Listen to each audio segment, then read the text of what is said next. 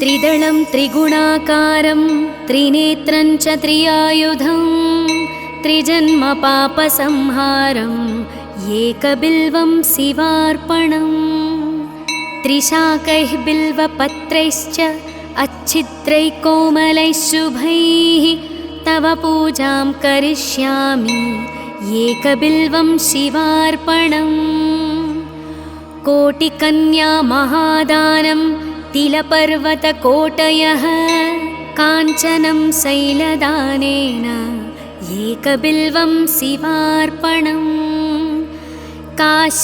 काशीक्षेत्रनिवासं च कालभैरवदर्शनं प्रयागे माधवं दृष्ट्वा एकबिल्वं शिवार्पणम् इन्दुवारे व्रतं स्थित्वा निराहारो महेश्वराः नक्तं हौष्यामि देवेश एकबिल्वं शिवार्पणम् रामलिङ्गप्रतिष्ठा च वैवाहिककृतं तथा तटाकानि च सन्तानम् एकबिल्वं शिवार्पणम् अखण्डबिल्वपत्रं च आयुधं शिवपूजनं कृतं नाम सहस्रेण एकबिल्वं शिवार्पणम् उमया सह देवेश नन्दिवाहनमेव च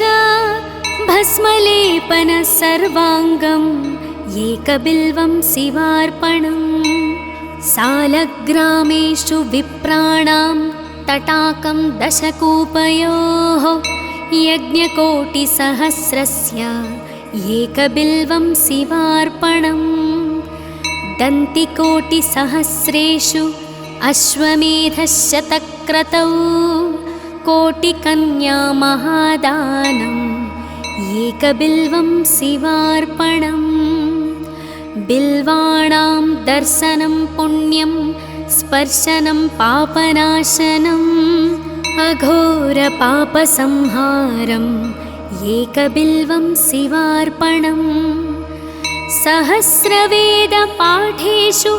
ब्रह्मस्थापनमुच्यते अनेकव्रतकोटीनाम् एकबिल्वं शिवार्पणम् अन्नदानसहस्रेषु सहस्रोपनयनं तथा अनेकजन्मपापानि एकबिल्वं शिवार्पणम् बिल्वाष्टकमिदं पुण्यं यः पठेच्छिवसन्निधौ शिवलोकमवाप्नोति एकबिल्वं शिवार्पणम्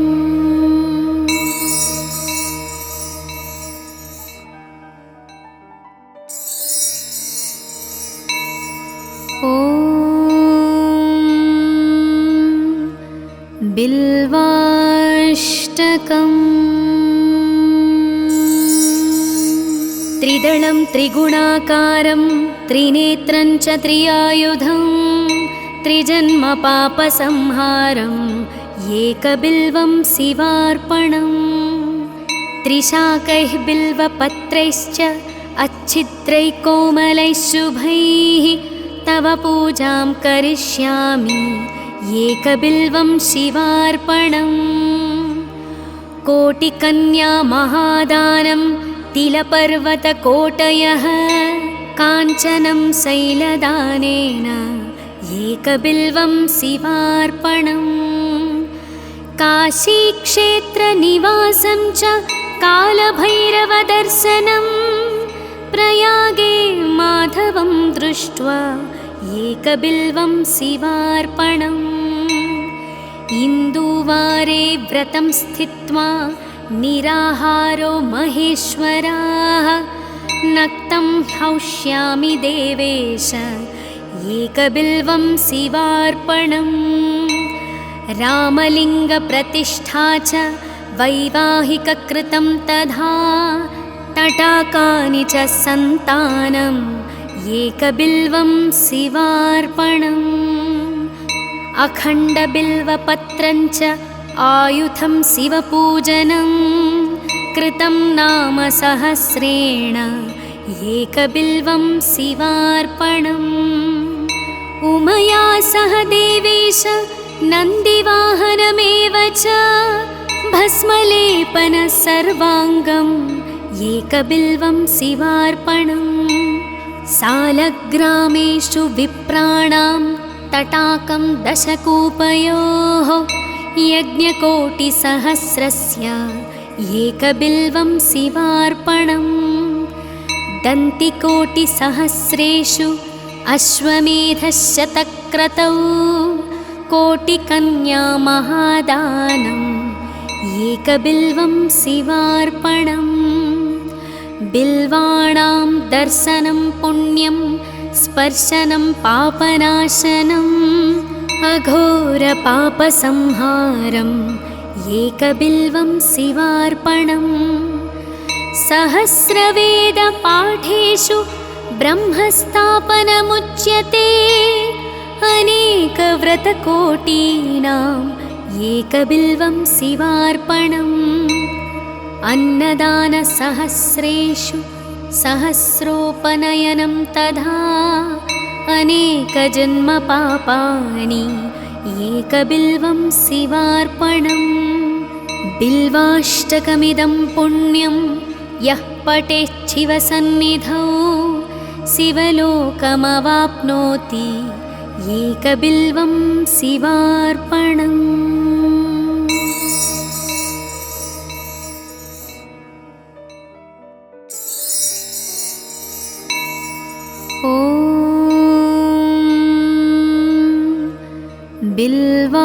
बिल्वाष्टकम्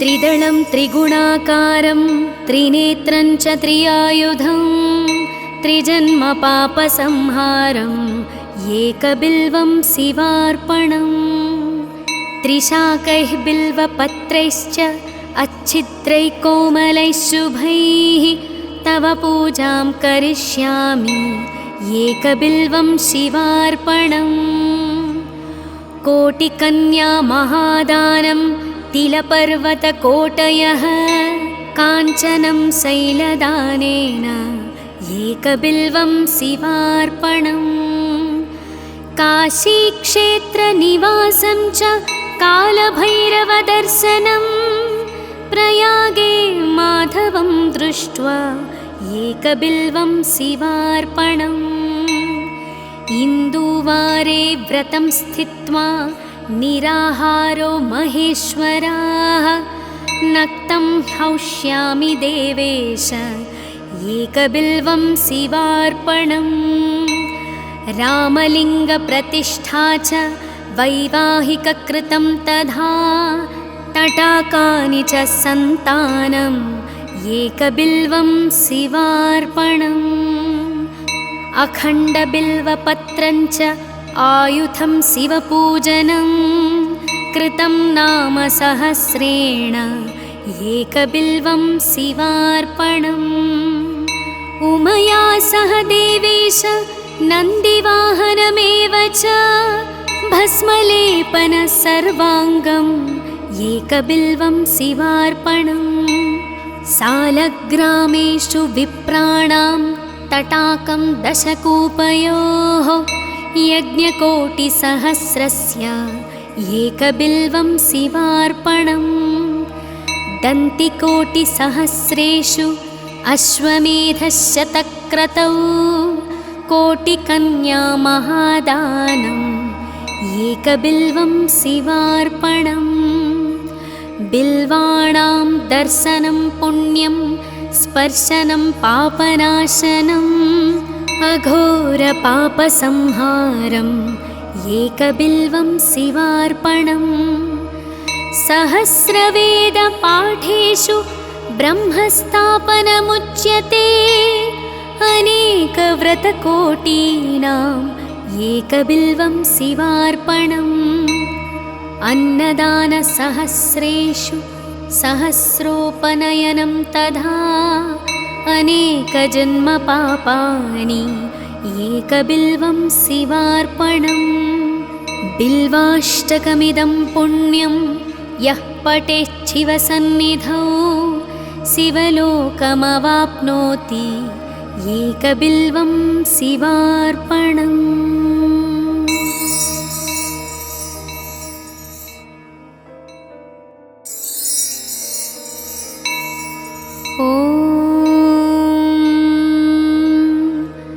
बिल्वाष्टकम्।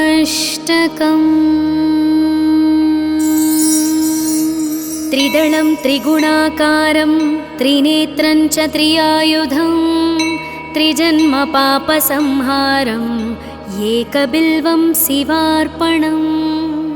त्रिशाकैः बिल्वपत्रैश्च अच्छिद्रैः कोमलैः शुभैः तव पूजां करिष्यामि एकबिल्वं शिवार्पणम्। कोटिकन्या महादानं तिलपर्वतकोटयः काञ्चनं शैलदानेन एकबिल्वं शिवार्पणम्। काशीक्षेत्रनिवासं च कालभैरवदर्शनं प्रयागे माधवं दृष्ट्वा एकबिल्वं शिवार्पणम्। इन्दुवारे व्रतं स्थित्वा निराहारो महेश्वराः नक्तं हौष्यामि देवेश एकबिल्वं शिवार्पणम्। रामलिङ्गप्रतिष्ठा च वैवाहिककृतं तथा तटाकानि च सन्तानम् एकबिल्वं शिवार्पणम्। अखण्डबिल्वपत्रं च आयुधं शिवपूजनं कृतं नाम सहस्रेण एकबिल्वं शिवार्पणम्। उमया सह देवेश नन्दिवाहनमेव च भस्मलेपन सर्वाङ्गम् एकबिल्वं शिवार्पणम्। सालग्रामेषु विप्राणां तटाकं दशकूपयोः यज्ञकोटिसहस्रस्य एकबिल्वं शिवार्पणम्। दन्तिकोटिसहस्रेषु अश्वमेधशतक्रतौ कोटिकन्या महादानम् एकबिल्वं शिवार्पणम्। बिल्वाणां दर्शनं पुण्यं स्पर्शनं पापनाशनम् अघोरपापसंहारम् एकबिल्वं शिवार्पणम्। सहस्रवेदपाठेषु ब्रह्मस्थापनमुच्यते अनेकव्रतकोटीनाम् एकबिल्वं शिवार्पणम्। अन्नदानसहस्रेषु सहस्रोपनयनं तथा अनेकजन्मपापानि एकबिल्वं शिवार्पणम्। बिल्वाष्टकमिदं पुण्यं यः पठेच्छिवसन्निधौ शिवलोकमवाप्नोति एकबिल्वं शिवार्पणम्।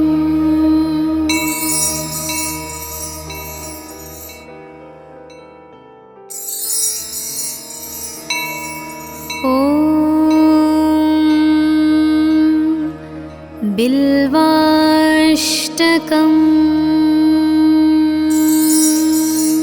त्रिदलं त्रिगुणाकारं त्रिनेत्रं च त्रियायुधं त्रिजन्मपापसंहारम् एकबिल्वं शिवार्पणम्। त्रिशाकैः बिल्वपत्रैश्च अच्छिद्रैः कोमलैः शुभैः तव पूजां करिष्यामि एकबिल्वं शिवार्पणम्।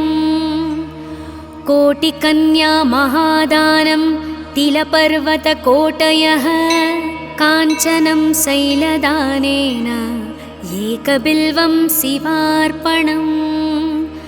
काशीक्षेत्रनिवासं च कालभैरवदर्शनं प्रयागे माधवं दृष्ट्वा एकबिल्वं शिवार्पणम्। इन्दुवारे व्रतं स्थित्वा निराहारो महेश्वराः नक्तं हौष्यामि देवेश एकबिल्वं शिवार्पणम् रामलिङ्गप्रतिष्ठा च वैवाहिककृतं तथा तटाकानि च सन्तानम् एकबिल्वं शिवार्पणम् अखण्डबिल्वपत्रं च आयुधं शिवपूजनं कृतं नाम सहस्रेण एकबिल्वं शिवार्पणम् उमया सह देवेश नन्दिवाहनमेव च भस्मलेपन सर्वाङ्गम् एकबिल्वं शिवार्पणम् सालग्रामेषु विप्राणां तटाकं दशकूपयोः यज्ञकोटिसहस्रस्य एकबिल्वं शिवार्पणम् दन्तिकोटिसहस्रेषु अश्वमेधशतक्रतौ कोटिकन्या महादानम् एकबिल्वं शिवार्पणम् बिल्वाणां दर्शनं पुण्यं स्पर्शनं पापनाशनम् अघोरपापसंहारम् एकबिल्वं शिवार्पणम् सहस्रवेदपाठेषु ब्रह्मस्थापनमुच्यते अनेकव्रतकोटीनाम् एकबिल्वं शिवार्पणम् अन्नदानसहस्रेषु सहस्रोपनयनं तथा अनेकजन्मपापानि एकबिल्वं शिवार्पणम् बिल्वाष्टकमिदं पुण्यं यः पठेच्छिवसन्निधौ शिवलोकमवाप्नोति एकबिल्वं शिवार्पणम्।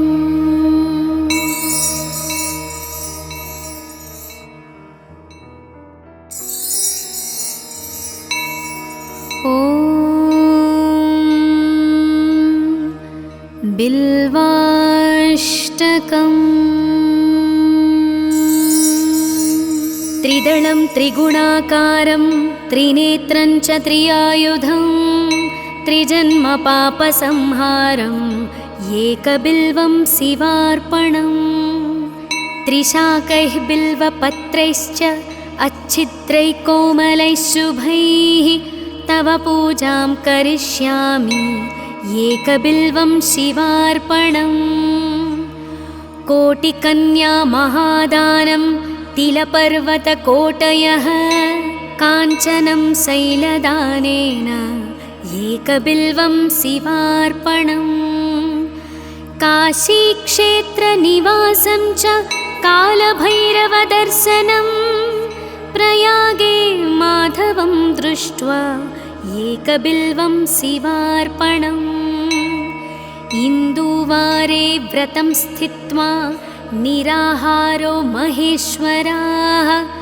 नक्तं हौष्यामि देवेश एकबिल्वं शिवार्पणम् रामलिङ्गप्रतिष्ठा च वैवाहिककृतं तथा तटाकानि च सन्तानम् एकबिल्वं शिवार्पणम् अखण्डबिल्वपत्रं च आयुधं शिवपूजनं कृतं नाम सहस्रेण एकबिल्वं शिवार्पणम् उमया सह देवेश नन्दिवाहनमेव च भस्मलेपन सर्वाङ्गम् एकबिल्वं शिवार्पणम् सालग्रामेषु विप्राणां तटाकं दशकूपयोः यज्ञकोटिसहस्रस्य एकबिल्वं शिवार्पणम्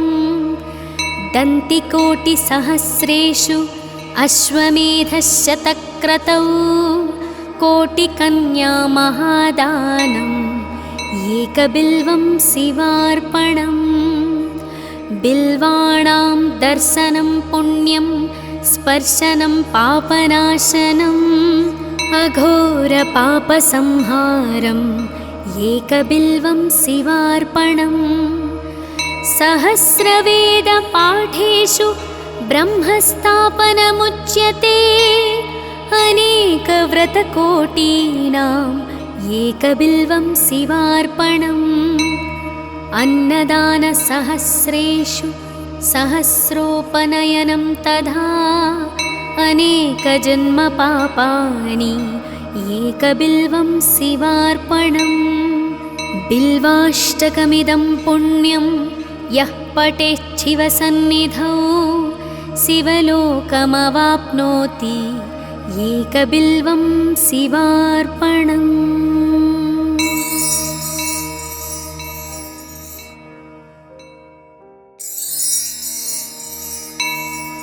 ॐ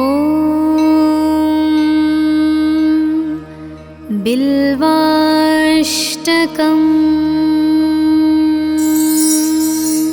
त्रिदलं त्रिगुणाकारं त्रिनेत्रं च त्रियायुधं त्रिजन्मपापसंहारम् एकबिल्वं शिवार्पणम् त्रिशाकैः बिल्वपत्रैश्च अच्छिद्रैः कोमलैः शुभैः तव पूजां करिष्यामि एकबिल्वं शिवार्पणम् कोटिकन्या महादानं तिलपर्वतकोटयः काञ्चनं शैलदानेन एकबिल्वं शिवार्पणम् काशीक्षेत्रनिवासं च कालभैरवदर्शनं प्रयागे माधवं दृष्ट्वा एकबिल्वं शिवार्पणम् इन्दुवारे व्रतं स्थित्वा निराहारो महेश्वराः नक्तं हौष्यामि देवेश एकबिल्वं शिवार्पणम् रामलिङ्गप्रतिष्ठा च वैवाहिककृतं तथा तटाकानि च सन्तानम् एकबिल्वं शिवार्पणम् अखण्डबिल्वपत्रं च आयुधं शिवपूजनं कृतं नाम सहस्रेण एकबिल्वं शिवार्पणम् उमया सह देवेश नन्दिवाहनमेव च भस्मलेपन सर्वाङ्गम् एकबिल्वं शिवार्पणम् सालग्रामेषु विप्राणां तटाकं दशकूपयोः यज्ञकोटिसहस्रस्य एकबिल्वं शिवार्पणम् दन्तिकोटिसहस्रेषु अश्वमेधशतक्रतौ कोटिकन्या महादानम् एकबिल्वं शिवार्पणम् बिल्वाणां दर्शनं पुण्यं स्पर्शनं पापनाशनम् अघोरपापसंहारम् एकबिल्वं शिवार्पणम् सहस्रवेदपाठेषु ब्रह्मस्थापनमुच्यते अनेकव्रतकोटीनाम् एकबिल्वं शिवार्पणम् अन्नदानसहस्रेषु सहस्रोपनयनं तथा अनेकजन्मपापानि एकबिल्वं शिवार्पणम् बिल्वाष्टकमिदं पुण्यं यः पठेच्छिवसन्निधौ शिवलोकमवाप्नोति एकबिल्वं शिवार्पणम्।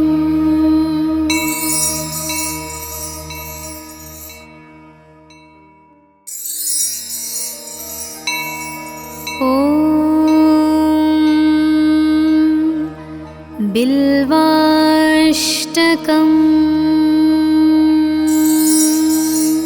त्रिदलं त्रिगुणाकारं त्रिनेत्रं च त्रियायुधं त्रिजन्मपापसंहारम् एकबिल्वं शिवार्पणम् त्रिशाकैः बिल्वपत्रैश्च अच्छिद्रैः कोमलैः शुभैः तव पूजां करिष्यामि एकबिल्वं शिवार्पणम् कोटिकन्या महादानं तिलपर्वतकोटयः काञ्चनं शैलदानेन एकबिल्वं शिवार्पणम् काशीक्षेत्रनिवासं च कालभैरवदर्शनं प्रयागे माधवं दृष्ट्वा एकबिल्वं शिवार्पणम् इन्दुवारे व्रतं स्थित्वा निराहारो महेश्वराः नक्तं हौष्यामि देवेश एकबिल्वं शिवार्पणम् रामलिङ्गप्रतिष्ठा च वैवाहिककृतं तथा तटाकानि च सन्तानम् एकबिल्वं शिवार्पणम् अखण्डबिल्वपत्रं च आयुधं शिवपूजनं कृतं नाम सहस्रेण एकबिल्वं शिवार्पणम् उमया सह देवेश नन्दिवाहनमेव च भस्मलेपन सर्वाङ्गम् एकबिल्वं शिवार्पणम् सालग्रामेषु विप्राणां तटाकं दशकूपयोः यज्ञकोटिसहस्रस्य एकबिल्वं शिवार्पणम् दन्तिकोटिसहस्रेषु अश्वमेध